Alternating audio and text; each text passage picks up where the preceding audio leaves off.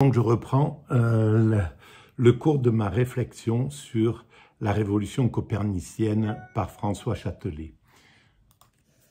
Et cet ébranlement, celui qui peut être le signal avec le plus d'intensité, c'est Copernic.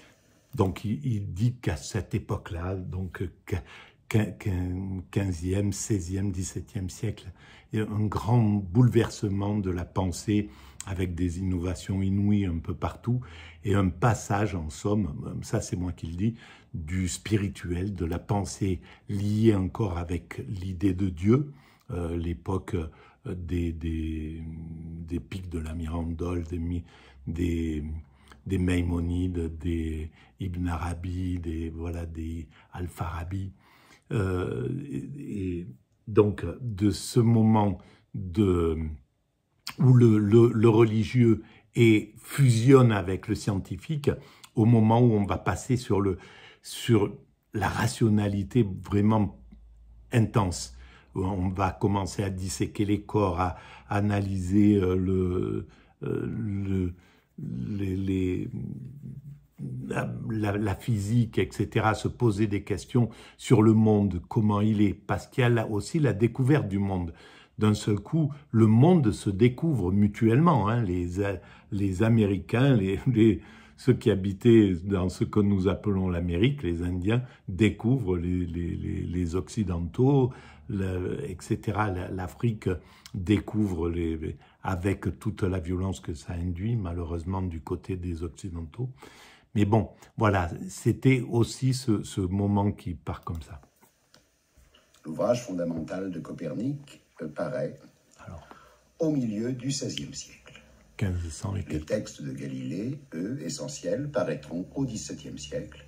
C'est ça. Et donc c'est un siècle plus tard. Il faut rappeler que l'œuvre qui va diffuser ces textes, qui va les rendre accessibles, l'œuvre cartésienne, a son premier texte en 1637. Donc c'est Descartes qui va rendre accessible exactement la révolution copernicienne. Parce que je suppose que pour comprendre la nature de l'apport de Copernic, il faut savoir, donc il faut rappeler la conception dominante du monde de l'époque.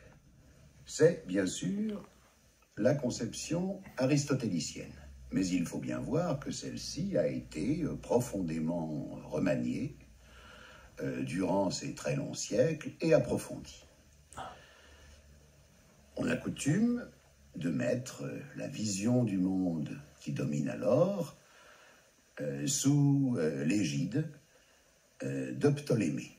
Ptolémée est un penseur de langue grecque et qui a réfléchi sur les hypothèses d'Aristote et qui les a approfondies. À quelle époque, Ptolémée? Rappelons donc très brièvement la structure de cette physique aristotélicienne. Le monde, selon Aristote, est un monde hiérarchisé. Ce monde a un haut et un bas. Tout en haut, la forme pure, tout en bas, la matière première.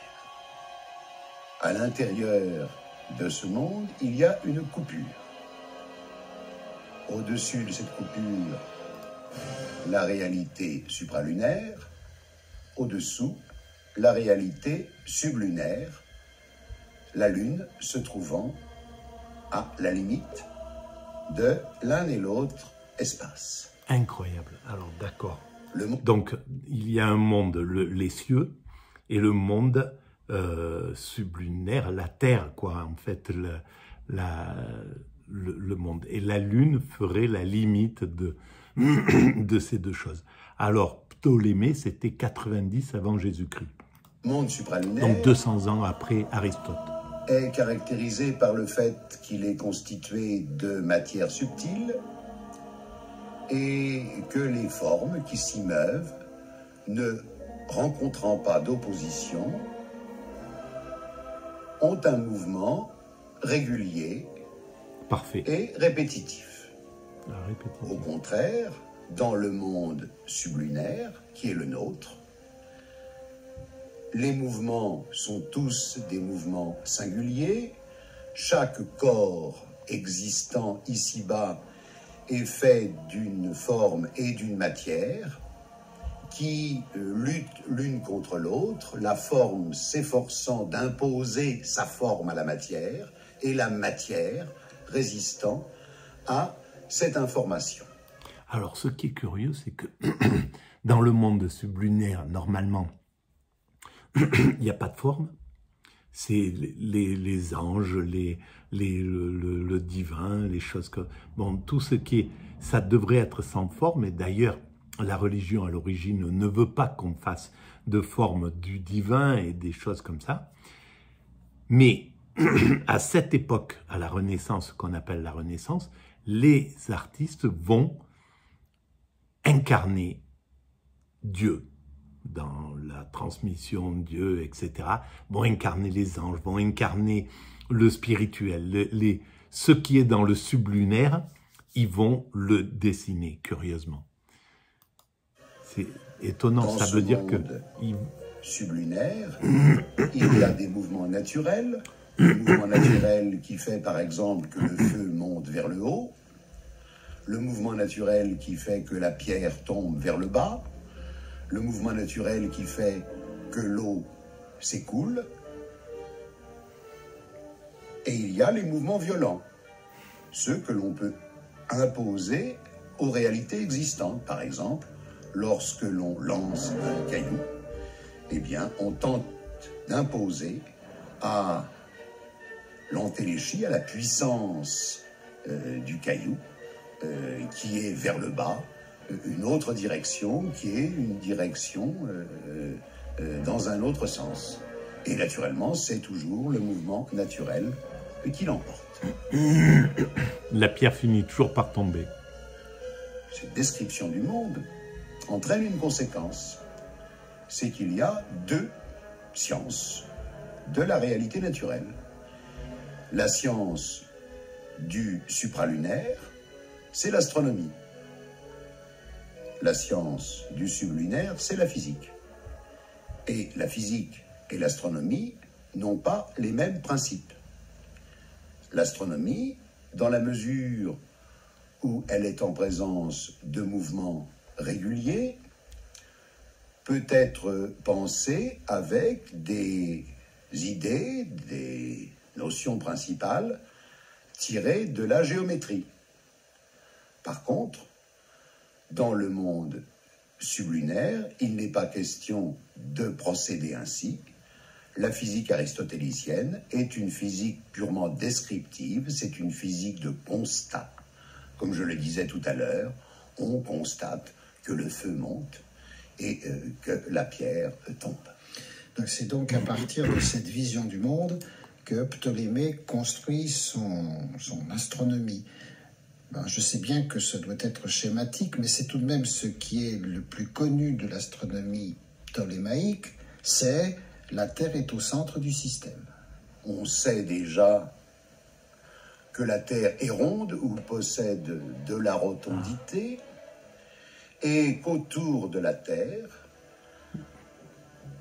glissent les unes sur les autres un certain nombre de sphères, le chiffre que l'on retient en général est celui de 7 sphères, qui pivotent les unes sur les autres, et comme on a une information très remarquable concernant le mouvement des astres, à cet égard, l'astronomie arabe a apporté des informations très nombreuses, on arrive par la rotation de ces 7 sphères, en compliquant cette rotation, on arrive à rendre compte de la régularité du mouvement des astres.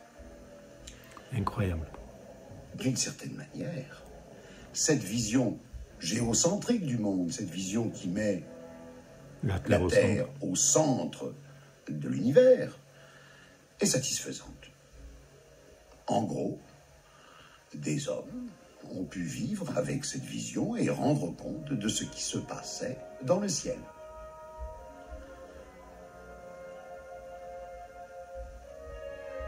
Cependant, les découvertes faites progressivement par les divers astrologues et astronomes font que l'hypothèse ptolémaïque devient de plus en plus compliquée.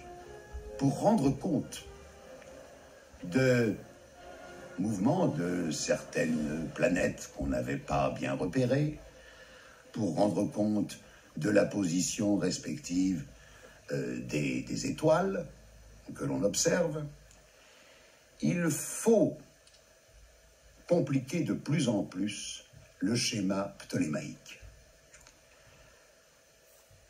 Si bien que l'idée, et elle est bien antérieure à Copernic, s'impose de plus en plus qu'il faudrait simplifier les choses. Car un des éléments méthodologiques qu'on a retenu du Moyen-Âge, c'est que la meilleure hypothèse, c'est l'hypothèse la plus simple. C'est ce qu'on appelle le rasoir d'Occam. La meilleure hypothèse est celle qui fait appel à le moins d'entités explicatives possibles. Et c'est précisément dans cette perspective que se situe Copernic. Copernic se demande s'il n'y a pas un moyen plus simple que ces sphères qui pivotent les unes sur les autres pour expliquer l'apparence des étoiles et du mouvement de ces astres errants qu'on appelle les planètes.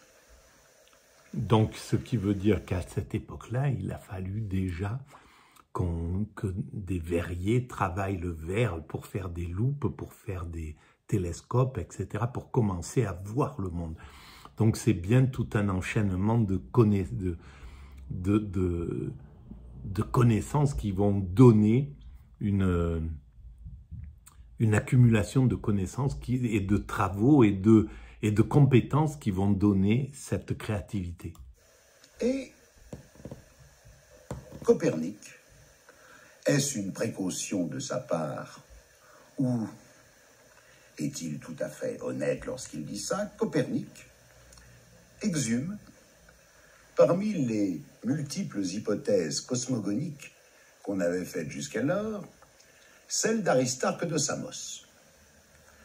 Aristarque, également astronome grec, avait fait l'hypothèse que le Soleil se trouvait au centre de notre univers. Et Copernic travaille dans cette perspective. Ce travail, je dirais, est essentiellement un travail de bureau, c'est un travail c'est pas un travail d'observation qu'il fait à ce moment-là. Il se demande laquelle des deux hypothèses est la meilleure. Aristote de Samos, c'est 3e siècle avant Jésus-Christ, donc à l'époque d'Aristote, justement. Alors, est-ce que c'est Aristote de Samos dont il... Est-ce qu'Aristote de Samos, c'est Aristote? J'aimerais bien le savoir. Non, c'est bien, c'est deux choses différentes. Alors, on continue. Et il élabore cette hypothèse Copernic. Que c'est bien le Soleil qui se trouve au centre de l'univers. Donc c'est le premier. Et que la Terre est une des planètes qui gravitent autour. Rendons à César ce qui est à César. Donc c'est bien, c'est Copernic qui imagine ce genre qui sort le narcissisme religieux de sa vision géocentrique. C'est une hypothèse parmi bien d'autres. Je veux dire par là que lorsque Copernic publie son livre sur les orbites célestes, il prend place parmi d'autres recherches du même ordre qui étaient faites à l'époque. Et il faut bien avouer qu'à ce moment-là, cette hypothèse est accueillie comme une hypothèse parmi les autres, précisément. Elle ne soulève pas un étonnement particulier. L'avantage qu'elle possède et ce qui va faire qu'on s'en préoccupe de plus en plus, c'est qu'effectivement, elle est beaucoup plus simple et qu'en plus, elle peut être exprimée dans un langage mathématique. Et alors je me demande si Copernic, le fait qu'il ne soit pas contesté par les religions comme va l'être Galilée un siècle après pratiquement, ne vient pas du fait que il est il appartient à un monde de réforme où la réforme est installée, c'est-à-dire les pays où le protestantisme était extrêmement vivace et donc plus de liberté de penser que n'en a eu Galilée. Déjà, c'est possible. Elle a une expression géométrique et se profile l'idée que l'on pourrait mathématiser tout cet ensemble.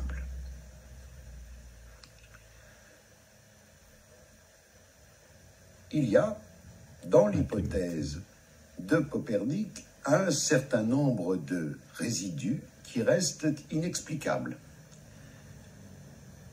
Alors, d'autres penseurs travaillent, Tycho Brahe, qui pour éliminer ces résidus complique un peu l'hypothèse de Copernic, Kepler, qui lui aussi s'efforce de faire disparaître ce qui ne convient pas dans l'héliocentrisme nouveau proposé par Copernic. En fait, c'est Kepler qui va jouer le rôle décisif. Et curieusement, c'est peut-être beaucoup moins parce qu'il propose des orbites elliptiques au lieu des orbites circulaires qu'avait imaginé Copernic, que Kepler joue un rôle déterminant, et que parce qu'à partir de son propre schéma, on peut tirer des tables de prévision de passage des astres beaucoup plus précises que celles qui existaient alors. Et le paradoxe, on pourrait dire la ruse de l'histoire, c'est que le succès du système de Copernic vient du fait que Kepler, qui est aussi un astrologue, à l'époque il n'y a pas de distinction entre l'astrologue et l'astronome, a un grand succès. Oui, et voilà qu'on se rend compte qu'il est beaucoup plus facile de faire de la divination astrologique à partir des tables tirées de l'hypothèse de Copernic, revue par Kepler, qu'à partir de la vieille conception du monde. Chaque souverain a autour de lui ses astrologues qui s'efforcent de déterminer quel va être le destin des jours ou des mois qui viennent. L'astrologie est... Et c'est dommage que le souverain actuel n'ait pas fait appel à l'astrologue que je suis et qui démontre que l'humanité va vers sa perfection. Voilà, j'aurais dû être l'astrologue du gouvernement actuel, là. Voilà. Une science officielle. Et c'est de Dieu cette m'en manière préserve. étrange que l'hypothèse copernicienne commence à susciter un vif intérêt auprès du public. Aha. Et ici, il faut souligner que la papauté ne s'émeut absolument pas de l'hypothèse de Copernic. Ah, je découvre, hein, j'écoute. Celle-ci se développe sans qu'il y ait quelques réactions, voilà.